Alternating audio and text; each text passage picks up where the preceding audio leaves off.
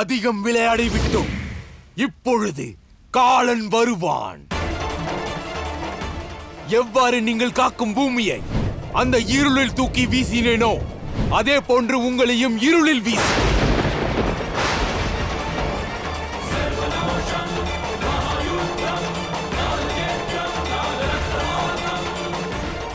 அங்கிருந்து நீங்கள் மீண்டு வரும் வரையில் நீங்கள் காக்கும் இந்த அற்புதமான பூமியை முழுவதுமாக இழந்திருப்பீர்கள்.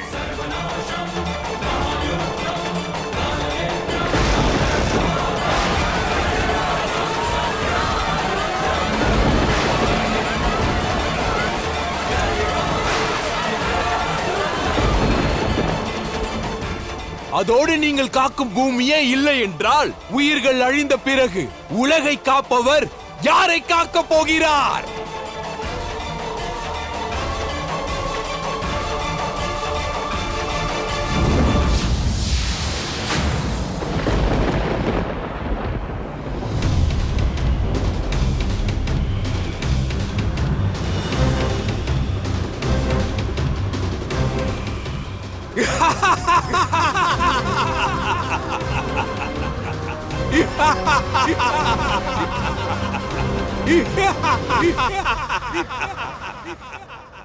அவர் இவ்வுலகை காக்கக்கூடிய நாராயணர் ஆவார்.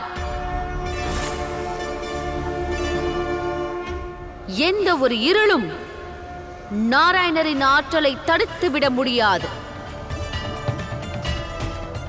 எந்த புகை மூட்டமும் நாராயணரின் கடமைகளை மங்கச் செய்துவிட முடியாது. என்னுடைய நாராயணர் உலகத்தில் உள்ள அனைத்து சங்கடங்களையும் தீர்ப்பார். வெளியே வாருங்கள் நாராயணரே, வெளியே வாருங்கள். பூமிக்காக வாருங்கள், மக்களுக்காக வாருங்கள். இந்த இருளை போக்கிவிட்டு அந்த புகை மூட்டத்தில் இருந்து வெளியே வாருங்கள் நாராயணரே.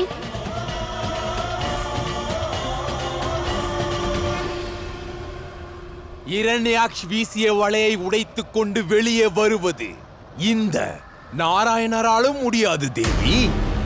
அதனால் கூறுவதை கேள். நாராயணரை மறந்துவிடு.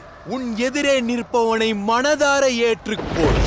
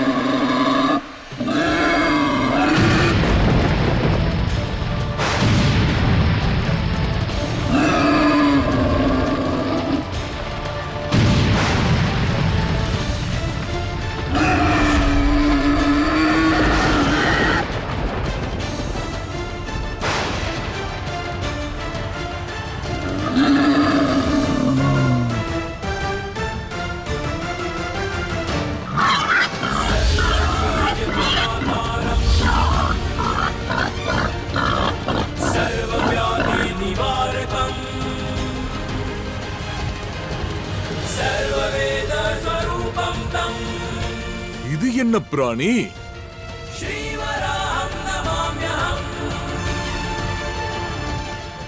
இந்த உலகத்தில் அன்பை நிலைநாட்டுவதற்காக உலகம் மற்றும் வைகுண்டத்தில் சுக சந்தோஷத்தின் தீபத்தை ஏற்றுவதற்காக நாராயணருடைய இன்னொரு அவதாரம் இதோ உருவெடுத்து விட்டது. சர்வேஸ்வர்ய பிரதாதாரம் சர்வவ்யாதி நிவாரகம் சர்வவேத ஸ்வரூபம் தம் ஸ்ரீவராஹம் நமாம்யஹம்.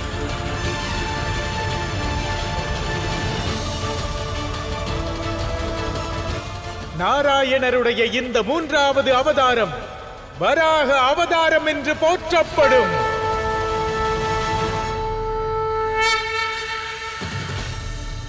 யதா யதா யதா யதா யதா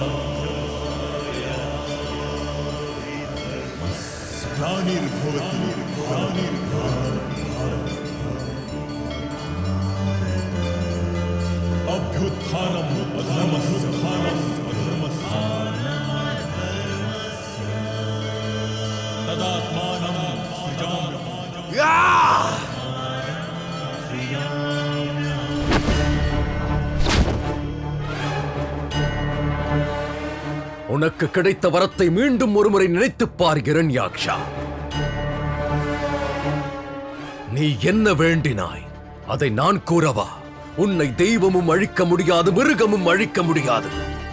இப்பொழுது பார், நான் தெய்வமும் இல்லை, மிருகமும் இல்லை, மனிதனும் இல்லை, நாராயணனும் இல்லை. உன் முன்னே நிற்பவன் உன் காலன்.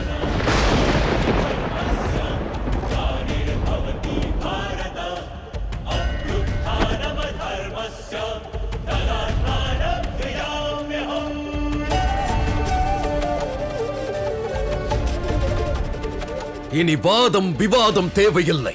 எனக்கு வேண்டியது பதில் மட்டுமே. பூமி எங்கிருக்கிறது என்று கூறிவிடு.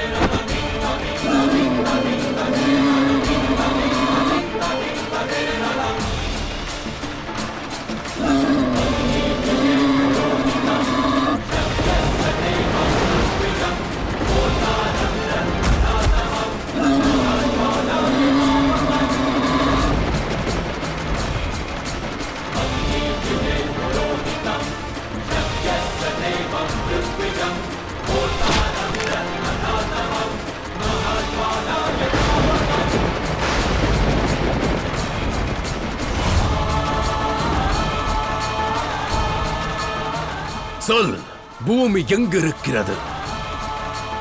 இல்லையேல் இந்த பிரம்மாண்டத்தை உன் ரத்தத்தால் நிரப்பி விடுவான் இந்த வராகன்.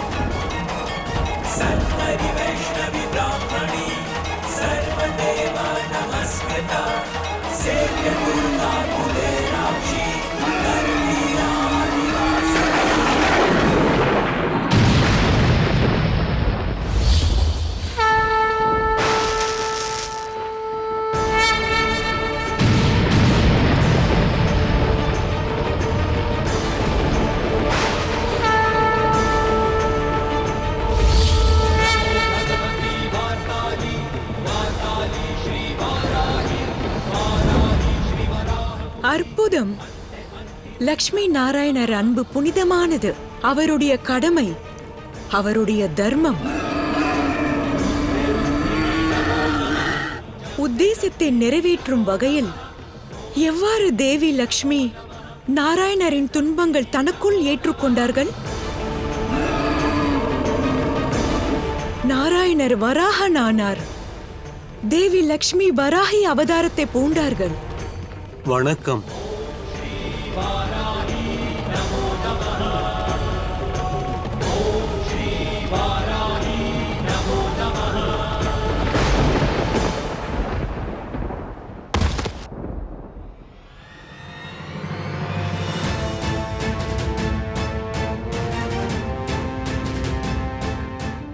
நாராயணரே, நாராயணரே, என்னை மன்னித்து விடுங்கள்.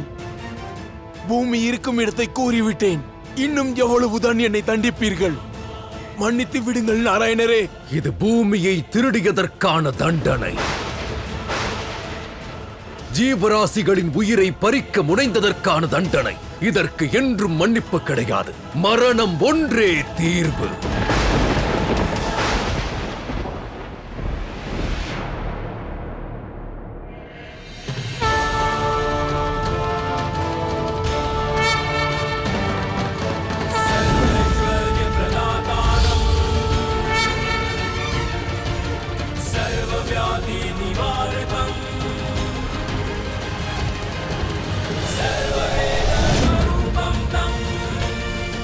வேண்டாம் நாராயணரே, என்னை மன்னித்து விடுங்கள். மன்னித்து விடுங்கள் நாராயணரே. உலகத்தை காப்பவன் நான். பிரம்மாண்டத்தின் நாராயணன் நான். உயிர்களை காக்கும் பொறுப்பை என் தோள் மீது சுமப்பவன். நான் அமைத்த இந்த சிருஷ்டியை, நான் பாதுகாக்கும் இந்த சிருஷ்டியை யாராவது அழிக்க நினைத்தால் நான் அவர்களை வதம் செய்து விடுவேன். எந்த ரூபத்திலும், எந்த ஸ்வரூபத்திலும் ஒவ்வொரு முறையும் செய்வேன்.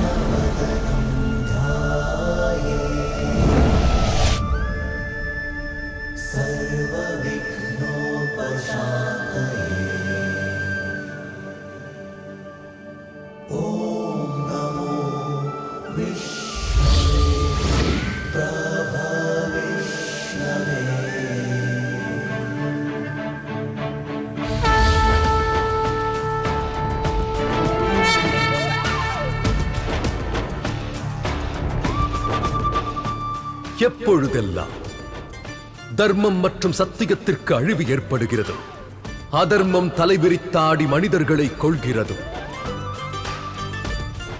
எப்பொழுதெல்லாம் பூமியை சங்கடம் சூழ்ந்துள்ளதும், அப்பொழுதெல்லாம் அனைவரையும் காப்பதற்காக, பாவிகளையும் பாவங்களையும் அழிப்பதற்காக, தர்மத்தை ஸ்தாபிக்க, இந்த சிருஷ்டியின் சமநிலைக்காக நான் அனைத்து யுகத்திலும், அனைத்து காலங்களிலும் வெவ்வேறு ரூபத்தில் அவதாரம் எடுப்பேன்.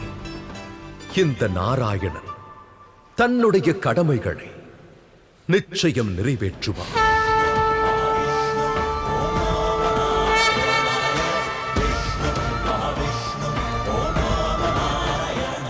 அதர்மத்தை அழிப்பதற்கும் அசத்தியத்தை விலக்குவதற்கும் நானே வருவேன். சிருஷ்டியில் சத்தியம் மற்றும் தர்மத்தின் பாரத்தை நானே சுமப்பேன். நியாயத்தை மீண்டும் ஸ்தாபிதம் செய்வேன்.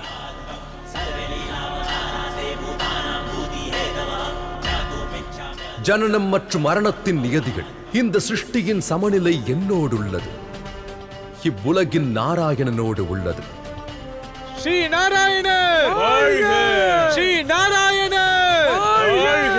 ஸ்ரீ நாராயணர் வாழ்க!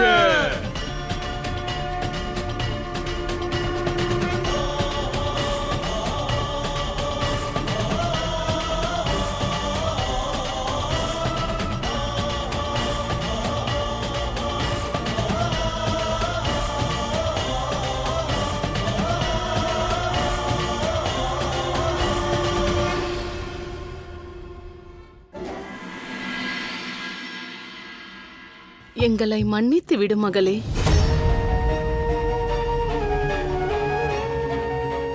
மன்னியுங்கள் லக்ஷ்மி. கோபம் பழிவாங்கும் எண்ணத்தோடு நான் லக்ஷ்மியை அடைந்தும் அவரை இழந்து விட்டேன். மகளாக இல்லத்திற்கு அழைத்து வந்தேன். ஆனால் அதே மகளை துக்கத்தின் சமுத்திரத்தில் மூழ்கடித்து விட்டேன். நாராயணரின் லக்ஷ்மியை நான் பறிக்க பார்த்தேன். என்னை நினைத்தால் எனக்கே வெட்கமாக இருக்கிறது. மன்னித்து விடுங்கள். ஆம் தேவி, உண்மையில் நாங்கள் தவறு செய்துவிட்டோம். இதற்கான பிராயச்சித்தம் ஒன்றே ஒன்றுதான். தாங்கள் நாராயணரிடம் சென்று விடுங்கள்.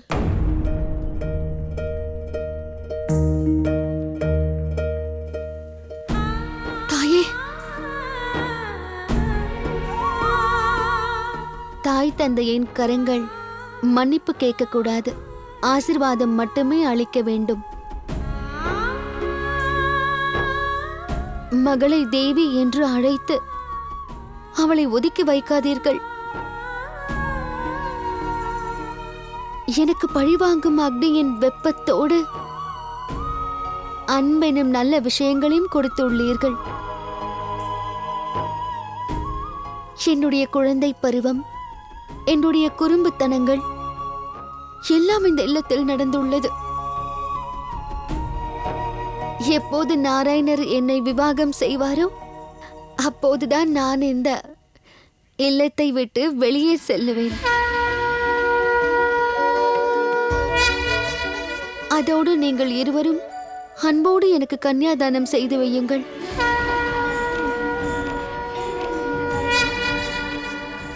நிச்சயமாக நாங்கள் கன்னியாதானம் செய்வோம். இது சத்தியம். நீங்கள் சம்பூர்த்தியின் தேவி ஆவீர்கள்.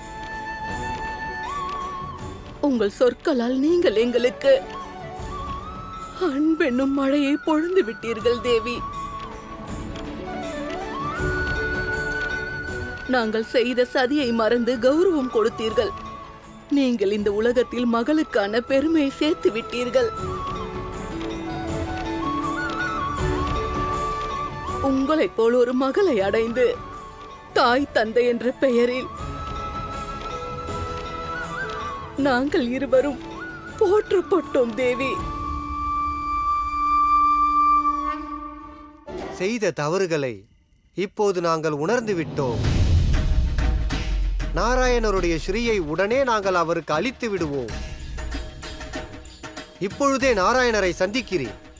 விவாகத்திற்கான நாளை குறிக்கிறேன்.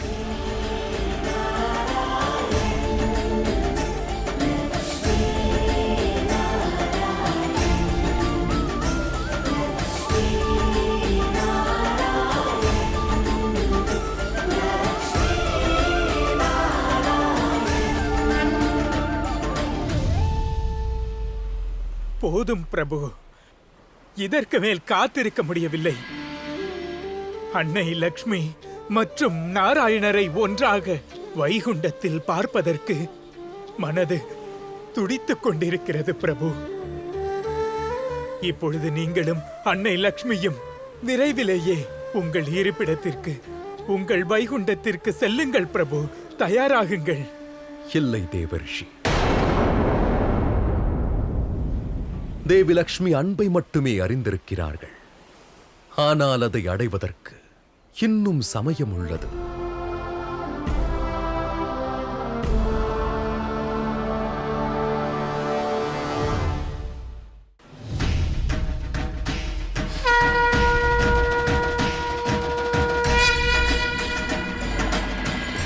பிருகுவின் மகள் பார்கவியை மீண்டும் நாராயணரில் லக்ஷ்மியாக மாற காத்திருக்கிறார்கள்.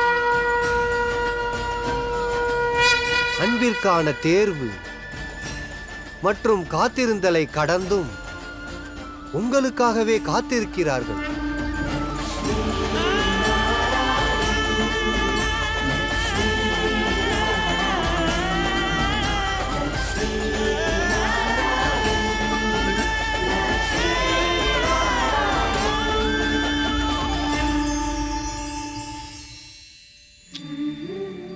உடலில் ஏதாவது காயம் ஏற்பட்டால் நேரத்திற்கு வைத்தியம் செய்தால் அது குணமாகிவிடும். ஆனால் மனதில் காயம் ஏற்பட்டு விட்டால் அது ஆறாது. ஆயுதங்களால் பட்ட காயங்களும் ஆறிவிடும். ஆனால் சொல்லால் ஏற்பட்ட காயம் ஒருபோதும் ஆறவே ஆறாது. ஆகையால் வார்த்தைகளை நாம் யோசித்துதான் பயன்படுத்த வேண்டும். காரணம், வாயிலிருந்து வரும் கடுமையான வார்த்தைகள் வில்லிலிருந்து வரும் அம்பை விட மிக ஆபத்தானது. ஆகையால் இனிமையான சுகமான வார்த்தைகளை பேசினால்தான் சுகத்தின் வைகுண்டத்தை காணலாம்.